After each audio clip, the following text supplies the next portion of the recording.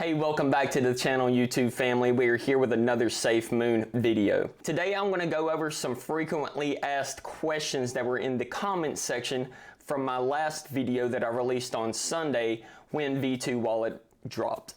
I know there's a lot of questions from a lot of different people having different experiences. Some folks works perfectly fine. Others are having issues with the prices not updating. Others are having reflection issues, etc., etc. But I'm going to try to answer some of the ones that were most common, and hopefully this helps out. As always, if you guys do enjoy the video and the channel, please feel free to subscribe if you haven't already. Go ahead and hit the thumbs up and check out some other videos while you're here.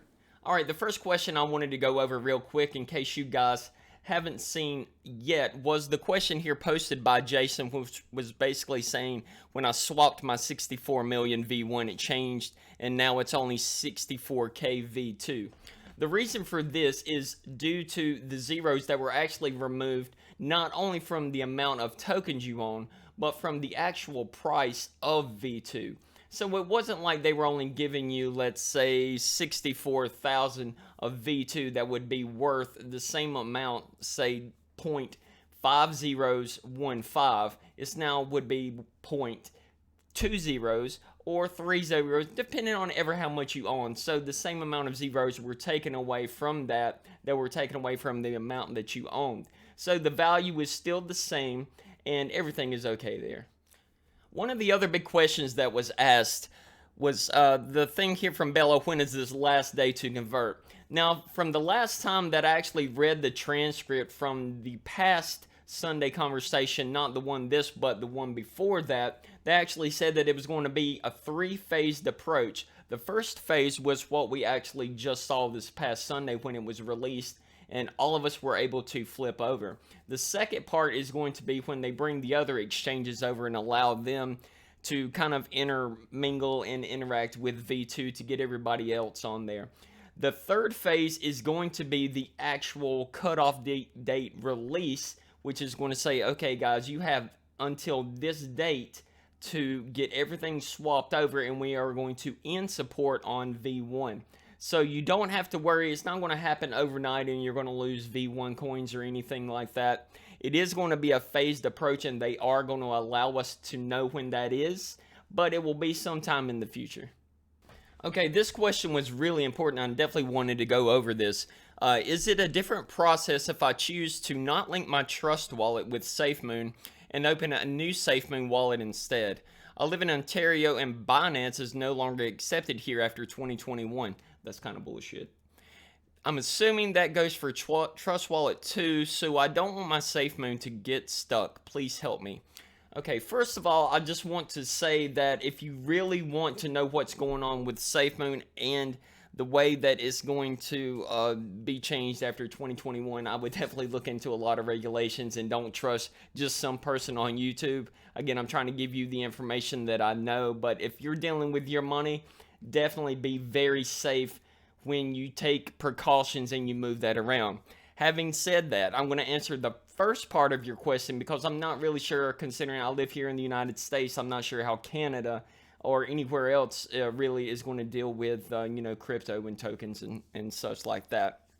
Now, you're asking, is it a different process if I choose to not link my Trust wallet with SAFEMOON? Now, the Trust wallet is basically just a wallet which is going to have, obviously your recovery codes. Now, it is going to be different if you go to the SAFEMOON wallet.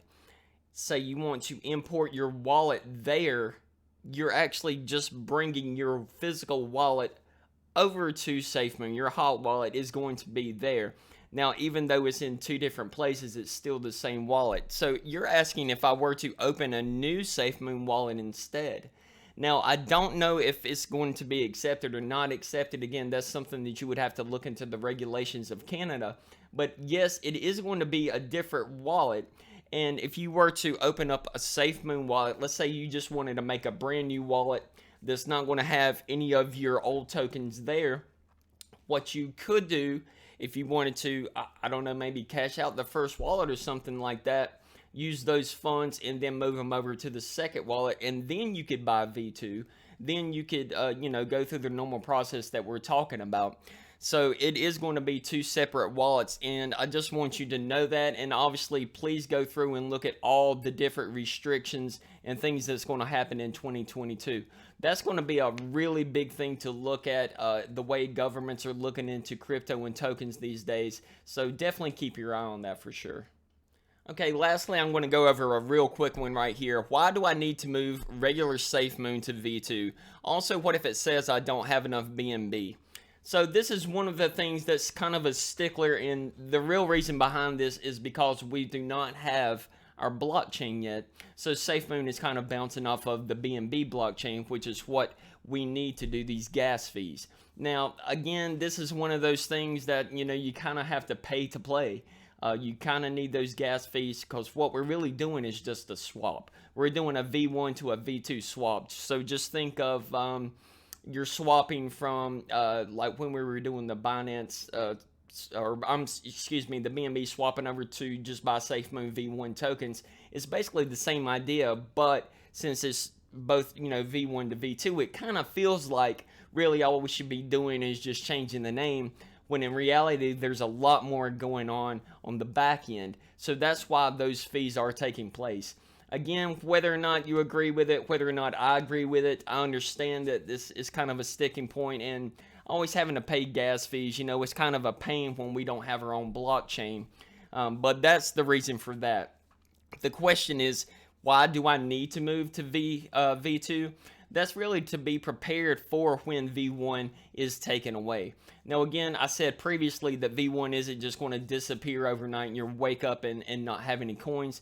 So the timing, that is completely up to you. I'm not going to sit here and tell anybody they have to move to V1. It's better or it's worse. I want you to do your own research and, figure out, is it better? Is it really worth the time? Is it worth the gas fees? Am I going to continue to buy more SAFEMOON? Maybe it would be better just to continue to buy in V1 and then move it all at once. That's completely up to you, but please do your research on that. But what I will say is you are not required to move to V2 right now, and that is also why the BNB is saying you do not have enough, is because you are actually having to pay gas fees just like you do when you swap anything else for SAFEMOON. Okay guys, I know it's been a few days since I released a video, but I kind of wanted everything to shake out. This is going to be the last one for a couple days. I want to let the price action kind of find where it's going, and then we're going to have another price analysis video hopefully on Friday. We can let all this sort out. Hopefully the market is going to bounce back and crypto will go back with it as well. Thank you for staying, and thank you for watching the video. Take care.